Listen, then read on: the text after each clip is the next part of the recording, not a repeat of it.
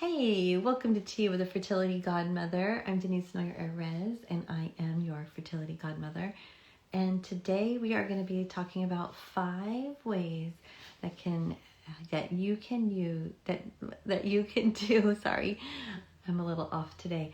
That you can do to improve your chances of handling this endometriosis while you are trying to get pregnant. So grab your tea. Come join me and let's talk. If you have any questions while we're here, please go ahead and type that in, and I'd love to answer them.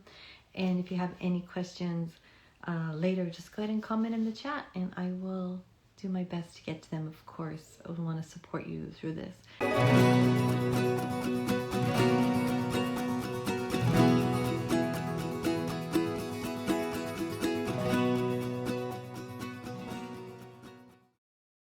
So endometriosis is a little bit tricky. Like there's different grades of endometriosis, right? There's moderate, severe, mild, moderate, severe types of endometriosis. And sometimes women they'll have endometriosis and they won't have any symptoms, or it won't really be affecting them too much. And sometimes it can be really severe, where it can be even wrapping around the ovaries or the fallopian tube, or sometimes it can wrap around the intestines.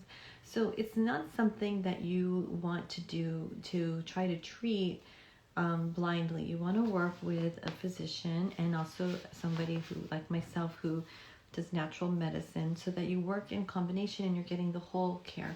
But it's not something that you want to let go. So one way to treat it is to have surgery and have it removed. The challenge with that is that's something you probably want to time pretty quickly when you're trying to conceive, because the tissue can grow back. So what happens is they remove the tissue and then it can start to grow back. So you don't want to go on birth control pill or Lupron or some type of medication to suppress that growth when you're trying to get pregnant, because that's not going to happen. But what are some things that you can do? Whether you have mild, moderate, or severe endometriosis, depending on what time, you want to make sure that you are getting the holistic approach. So you want the Western and the Eastern working together so that your case is managed for you. It's very specific for you. So one thing that you can do, hi Shar, fun to see you. One thing that you can do to help moderate the symptoms of endometriosis and to try to keep it at bay is your eating habits.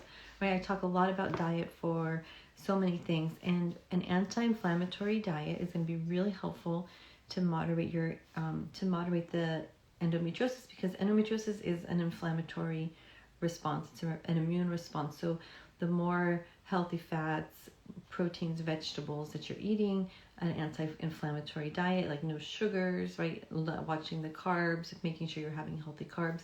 Those are going to be really important, not only for your overall health, but to help manage that endometriosis so that it doesn't keep coming back. The other thing you can do is you can do acupuncture. So if you're near an acupuncturist that specializes in reproductive health, like myself, if you're local here in Westlake Village, we have an awesome wellness center there. You can come in to see us. We'd love to help you.